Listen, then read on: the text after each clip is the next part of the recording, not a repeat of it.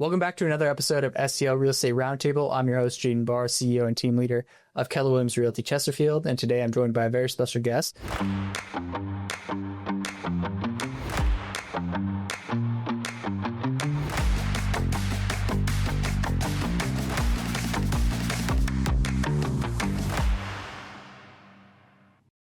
Brittney Bonds. Brittney, thank you so much for taking time. Thank you. Thank you for having me. Yeah, let's jump right in. So I like to start off pretty much every episode with the same question, which is, what made you want to get started in a career in real estate? It's a great question. So real estate really wasn't on the list, if I'm being completely honest. I kind of fell into it because of the way of the world, would I say.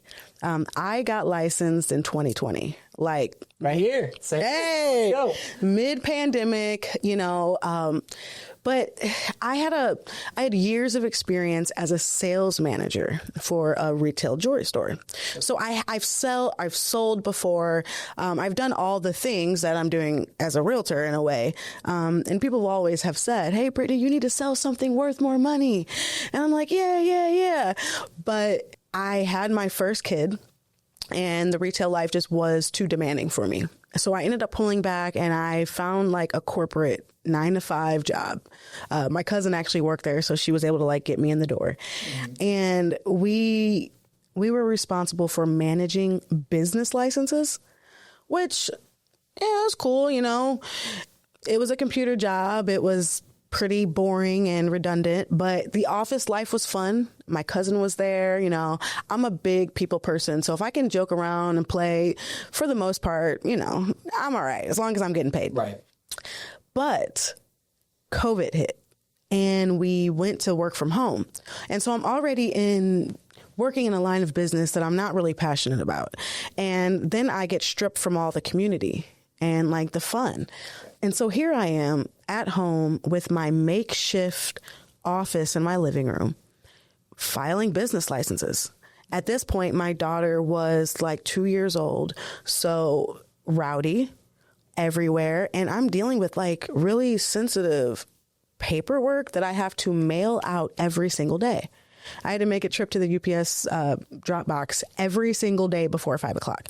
So just the stress of keeping track of all of this stuff. I mean, we're talking financials for big businesses, renewals that these companies are relying on.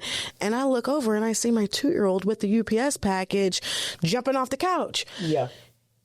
It wasn't working. Right. And so at that point in time, I really realized how much I really hated my job.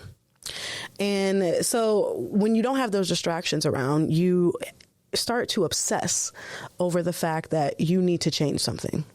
I didn't know what I wanted to do. I knew for years, actually, I had been searching for what is my purpose in life? And honestly, I've driven myself crazy about it. But I knew that business licensing wasn't it. I didn't necessarily know what it was, but what I did know was I was watching the world around me crumble, essentially. People dying left and right, and I was just like, man, this can't be all that life has to offer. What if I get COVID tomorrow and that's it?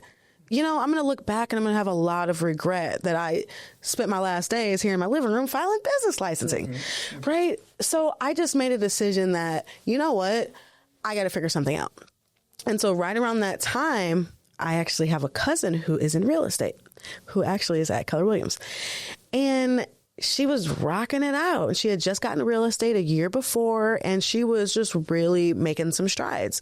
And so me and my family, we had actually all have been sitting back watching her kind of grow up over that last year. And we're like, dang, what you doing? Mm-hmm. And so she's like, oh, I'm in real estate. You guys need to get your license. Come to real estate. And I'm like, commission? Yeah, right. I need security. And she's like, I'm telling you, you'd be really good at it. And I fought it and I fought it and I fought it. And eventually she was, not that eventually, the timing is kind of off in the story, but you'll get the point. Eventually I decided that, you know what, I'll study to get my license. Right. I don't know what I'm going to do with it. I'm not going to quit my job yet. I don't know what I'm going to do, but I'll study to get it. Mm-hmm. And so I took the online course and I took 6 months. the full 6 months to study and take and complete this course. And I worked on this course at night when my daughter would go to bed. My prime time study hours were like 9 to midnight. So I would just hammer it out. And so after those 6 months that I finally completed that and I ended up getting licensed, my cousin by that point in time had started a team. So I was like, well, I mean, I guess that would be an easy transition, right? She had, at that point in time, she was working with Zillow leads. So it was like a nice little in, right? And so she kept, massaging me up and, trying to, get me to jump. And, I fought her for a long time because I'm like, no, I need money and all this stuff. But eventually when it just got really, we're talking like the world was shut down longer than we thought. We're not really going back anytime soon. Like, you got to make a decision on what life is going to look like. So I think at this point, the shutdown happened in March, if I remember right. And I became fully licensed and quit my job by July. So it's pretty quick. So I started that course maybe a little bit before we went home on the maybe I'll do something with it attitude. But anyway, so I got my license and I got in the field with her, started going to see some houses with her and stuff. And I was like, wow, this is really cool. It's just like a whole different life. And then I quit my job. I was like, I'm quitting my job. I had some savings in reserve. I had a nice deal set up with my cousin where, she can kind of help me get on my feet. She was giving me some leads. We had a nice little setup there to make it possible. And so I quit my job. I jumped right in and I just hustled. I hustled. I soaked up everything I could. I learned as much as I could.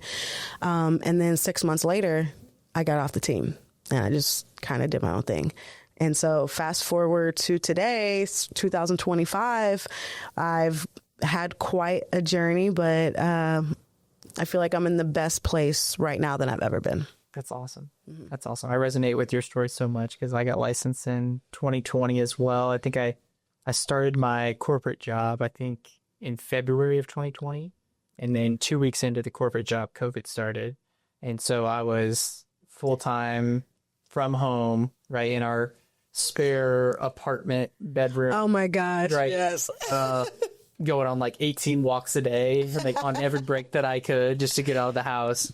And I resonate with that so much because I was kind of like, man, I feel like, real estate is just such an interesting field and everybody said that I'd be successful in it and it's competitive and no day is the same. Mm-hmm. And it's all relationship based. And so it just kind of like the stars aligned. I got my license in September of 2020 and off to the races. Off to the races. That's so interesting. So take me through where you're at today. So you just went through a rebrand, correct? So yes. You're merging. I checked out everything that you've got going on, right? You're a motivational speaker. You've got a podcast of your own. I do. So if you want to give a free plug right now, I'll give you the floor. But talk to me about the merging of these things that you've got going on. Yeah, of course. So for me, ever since I got into real estate, I have been on a search for finding me, right? Finding my voice. This goes way deeper than we even have time to get into today, but for a long time, I've always given everybody what they wanted, right? And not what I wanted, not what I needed. And a lot of that came with self-doubt and just like insecurities about a lot of different things that I've experienced growing up. But in December, it was the craziest thing, and I almost can't even explain it, but there was just like this feeling that came upon me that was like, you have to move. You got to move, and not just like move brokerages, but like you need movement, right? Like I am not the type to stand still. And if I start to stay in the same spot too long and I realize that there's not enough things changing around me, then I'm probably in the wrong spot. Right. And I felt that, I loved the people where I was. There's lots of things that I loved, but there was just this feeling inside that came suddenly out of nowhere that was like, go.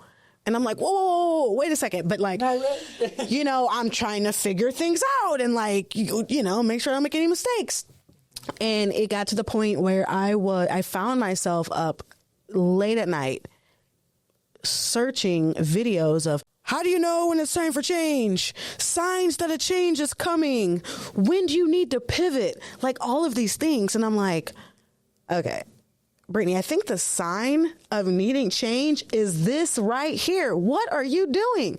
You know, if this is keeping me up at night and I'm constantly searching for someone to validate my reasoning for feeling this way, it's time.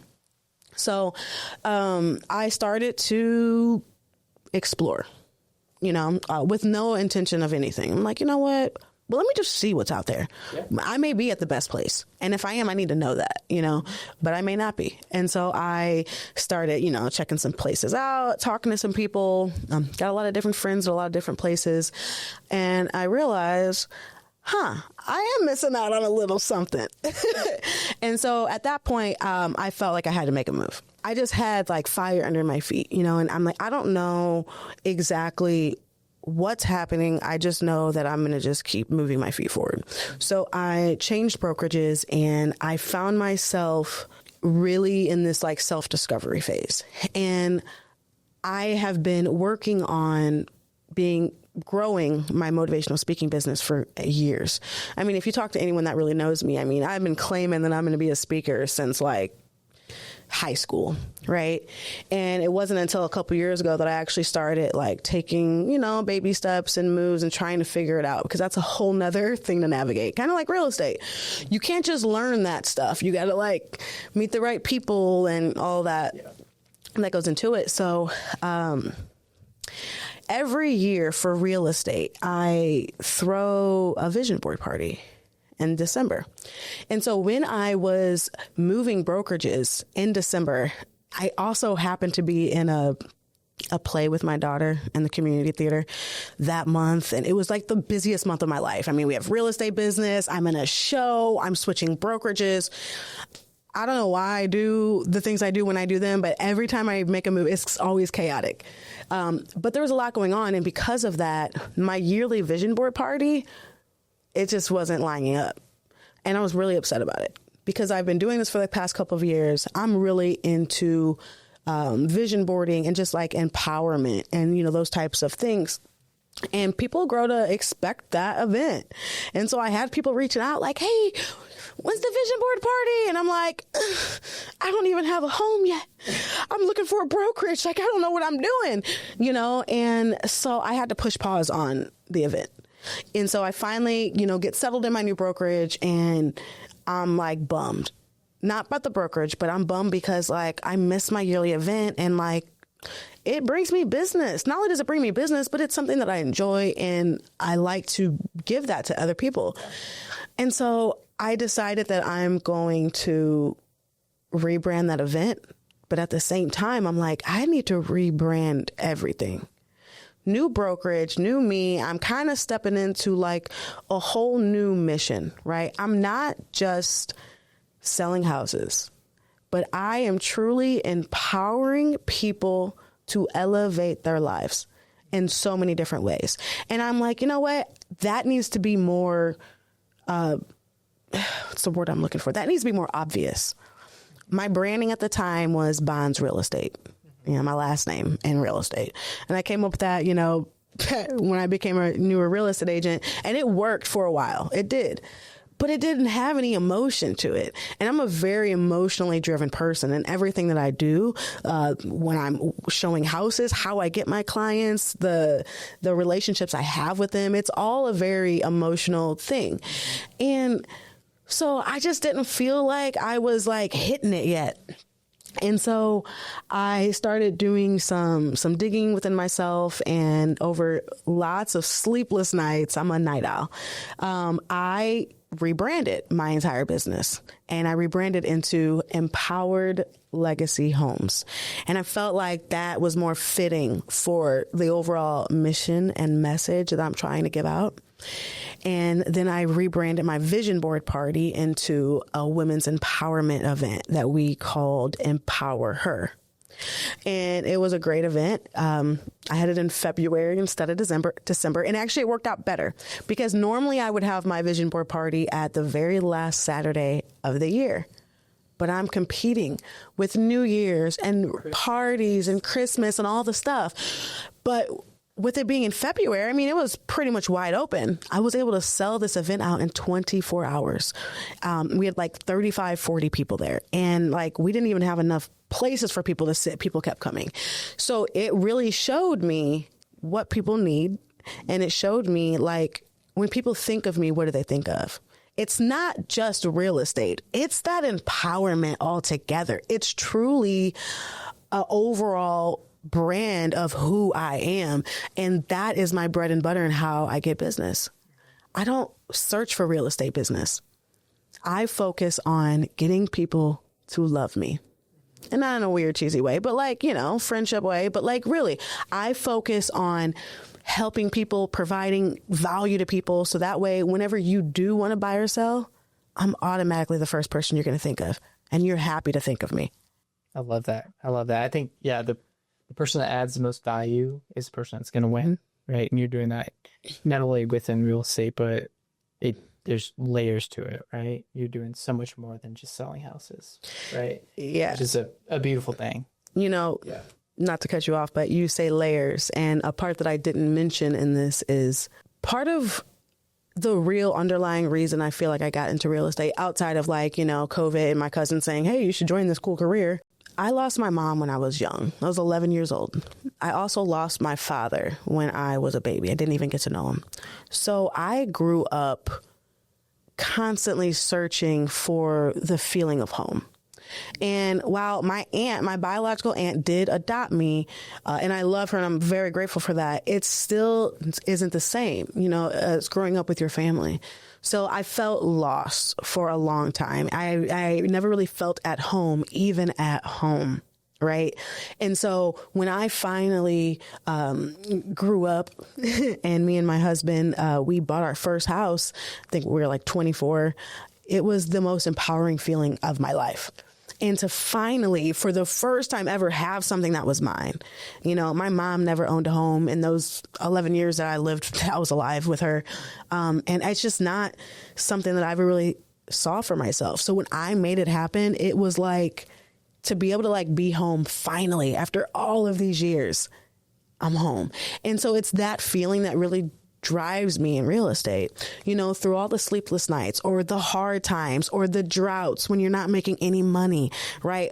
All of those challenges, I go back to that thought and that feeling and why I want to give that to other people, especially people who look like me, because I've realized with my friends and my family and just the people around me, a lot of people, they aren't homeowners because they don't know how to become homeowners. They don't know that is actually possible. The only reason I even bought a house, to be honest, is I had my family pushing me, my white family pushing me, you know, because they had their hands in it. But my black counterparts, I mean, I still have uncles and aunts, and I have people in my family that are still renting to this day that are much older than me. Right. It's just a disconnection. And I feel like because I was empowered, it's almost my responsibility to bridge that gap and empower the people that I love and care about because I know the answers. Mm-hmm. Yeah, I think what you just said there reminded me of one of, I think, the best questions that I've ever been asked. And it was from my coach. He said, if you believed in you as much as I believe in you, how would your life look different? Right? If you believed in you as much as I believe in you, how would your life look different? And I think that's a very, very powerful question that more people need to be asked. Yeah. Because, you know, I find it often in like coaching, consulting with agents, like I believe they've got what it takes, but they are having a disconnect, right? There's a block there somewhere that is hindering their success, right? And a lot of times the biggest problem we face is the 6 inches between our ears. Right? There's so much with mindset and with limiting beliefs and things like that can negatively impact our business, and not only our business, but just our personal life too, right? So that's really powerful. Thank you for sharing that. Thank you. So what would you say, you know, you've gotten to where you are today. Like, what would you say have been the keys to your success so far? Consistency and persistence. Honestly, that's what it comes down to. Like, I am such a long game thinker. Sometimes it really aggravates my husband. He's like, I just don't understand why this needs to be done. Because it's all about the long game. I'm a long game person. And a lot of the fruits that I have right now are from seeds I've planted years and years ago. And because I've had this experience in my life where time and time again, these seeds have bloomed into beautiful flowers, I realized to trust that process, right? And so I don't work in present time. I work in future time all the time. And what I mean when I say that is everything that I'm doing right now is for future business, or whether it's real estate business or, you know, empowerment, relationships, whatever it is, it's all about the long game. I'll be the first person to put my boots on and go outside and get to work just to build a relationship with someone that may need to buy or sell years down the line. Right. And so a lot of the business that I have right now, like people that I'm currently under contract with or whatever, these are relationships that I've built for a long time. And so a lot of people, they'll look at me and they say, oh, you're doing really good. Like, you're on fire. And I make it look easy. Right.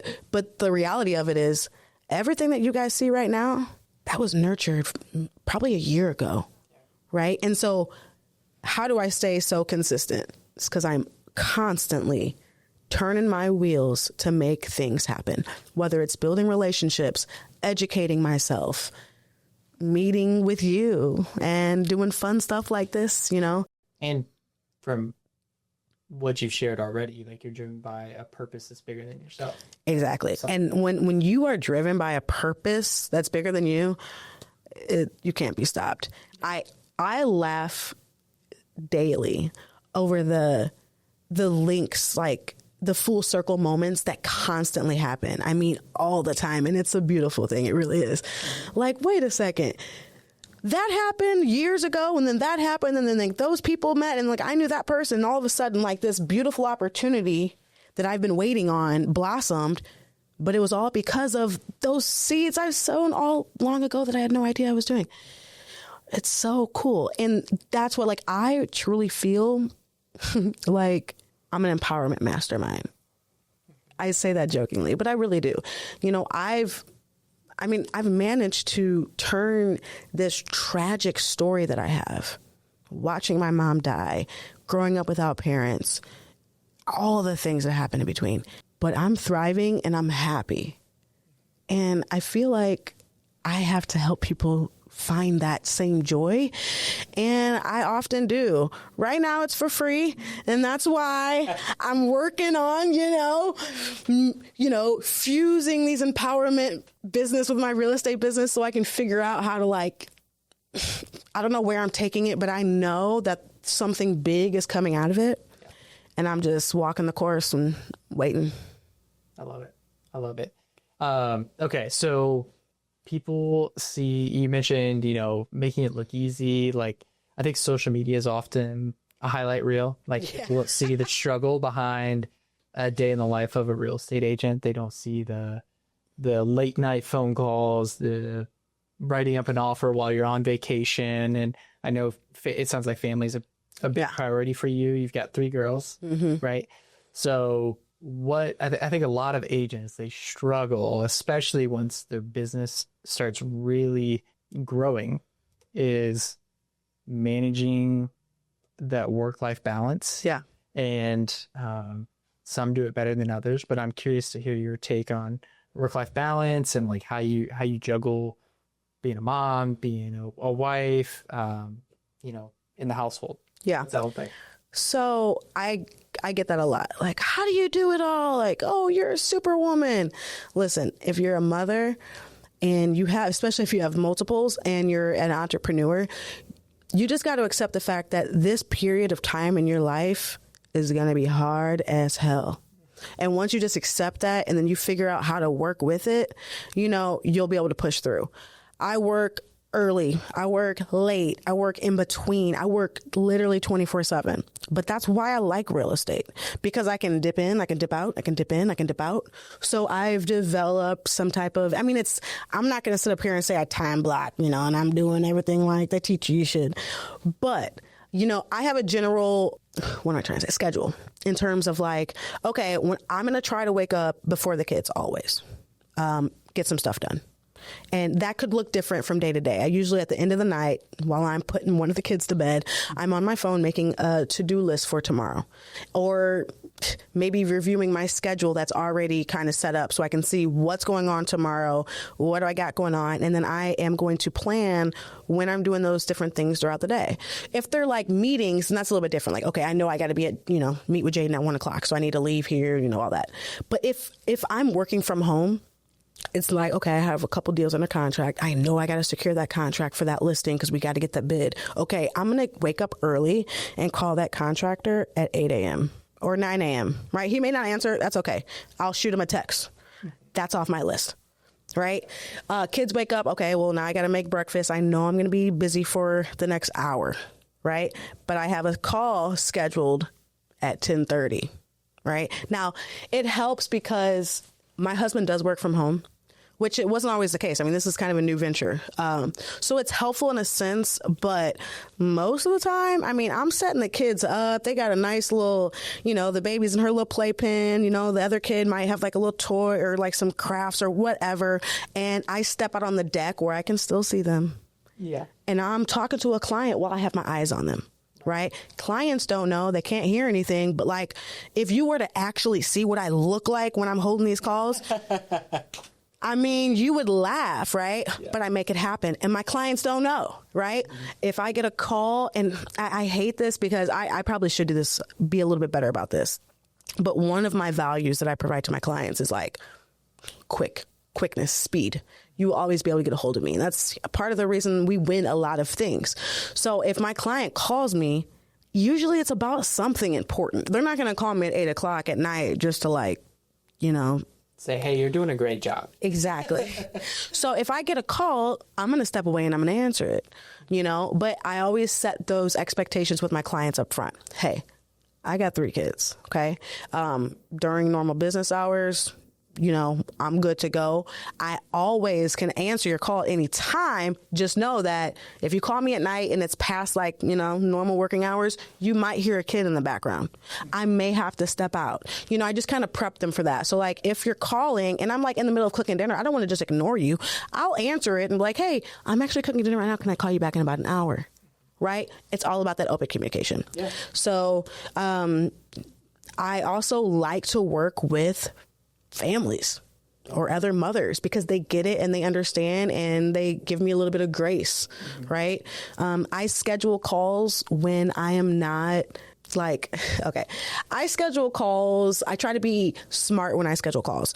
If I know I'm going to be driving to a showing at 4, I'm going to try to schedule a call at 3:30. I know I'm in the car. I got 30 minutes to knock this out. So I do a lot of calls in the car, on the deck, late at night. Like, it's not uncommon for me to be going through an inspection report with a client at 8:00 at night, especially because a lot of times clients, they work during the day too. So they need evening times. And I don't know if that kind of answers your question. It is really just chaotic and all over the place. But because it's integrated in my life and it is a part of my life, I'm sitting there watching TV with the kids, but I'm scrolling on my phone looking for houses. Yeah. Right. So get it done. Oftentimes I bring them with me, not during showings all the time, but if my clients have kids and like we know them, I will bring like my oldest to be like my showing assistant or something, just so they can like get brought into the business, because I do also really want them to see that life. Yeah. Because you mentioned, you want to attract families, right? And so I think one of my favorite things is who you are is who you attract. Right. So if your ideal client is the family with kids, then they should see that side of you. Right. Exactly. Okay. So what advice would you give to someone either just getting started or someone that's been in the business that would like to develop a business like yours? Yeah. I think, number one, you need a good mentor, right? You can't do this alone. But number 2 is you really got to dig deeper into yourself. What is your value as a person? Because realtors, we all pretty much do the same stuff, right? But it's going to be those people that have those unique features about them that stand out. So what is it about yourself that makes you unforgettable? And if you don't know that, then we got to search for that. And how we do that is by, asking the right questions and just like really diving deep. And I found that it's a lot easier when you're talking to someone with that self-discovery process, because like you could be talking to your head, like, like, what do I like? And it just doesn't work. You really need that other person to kind of like, lead the conversation, or it's like, oh, I heard you said that, kind of like you did. Like, let's talk about that, self-discovery.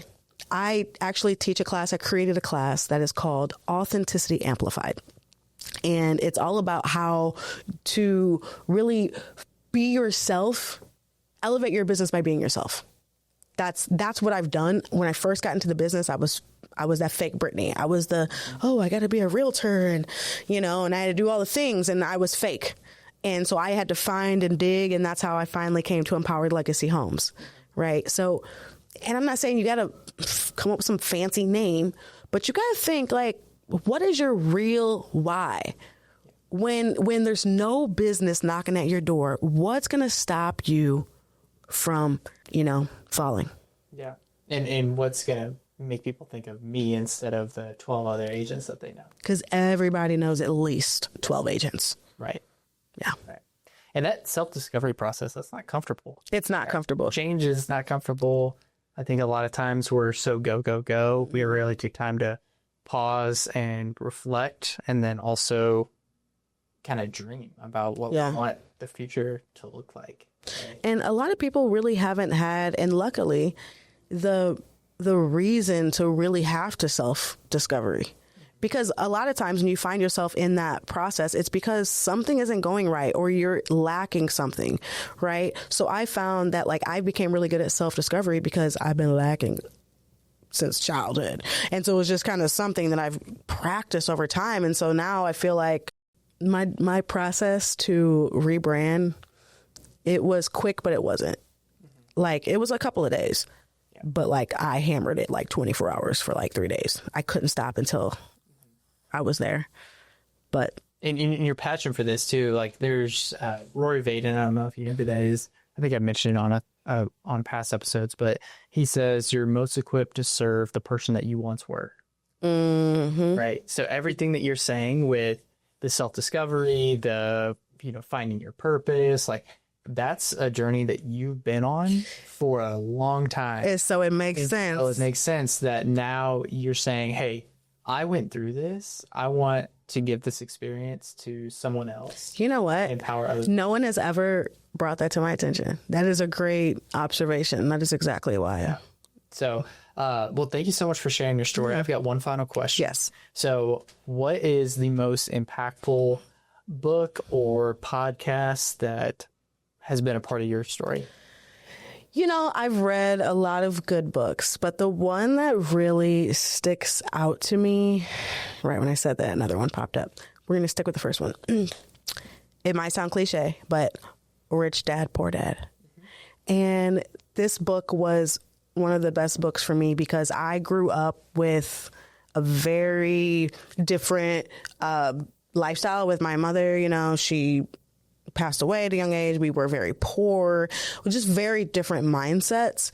And so when I actually got introduced to this book when I became the assistant manager at the jewelry store I was working for. And I hadn't really been into like personal development books or anything like that at that point in time.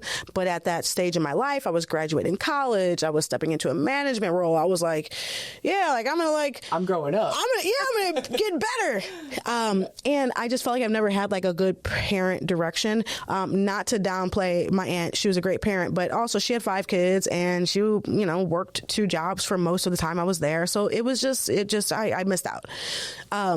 And so when I read this book, it just taught me so much stuff. And I just felt like I had a dad. I felt like I had a rich dad. And I don't know, everything, like when I think about just like business and life and real estate and how to use other people's money to get ahead and all those things, like, I feel like that book really started my love for personal growth. And from there, I just started reading more books and really diving into how can I grow into a smarter, a more wiser person. That's awesome. But yeah, success leaves clues, right? Yes. So we don't have to make the same mistakes as the people that have learned those painful lessons Exactly. before us. Right. Well, Brittney, I can't thank you enough for spending time with me on today's episode. I know a lot of people will be inspired by your story. And where can people find you on social, like website? Yeah. So my website is empoweredlegacyhomes.com. So you can definitely go there and get in contact with me. On Instagram, it's Bree Bonds, STL Realtor. Facebook, Brittney Bonds, or you can follow me on Empowered Legacy Homes on there as well. TikTok, I'm who knows if TikTok will still be around, but Bree Inspired. Awesome. Well, thank you so much for spending time with us today. We'll catch you on the next episode.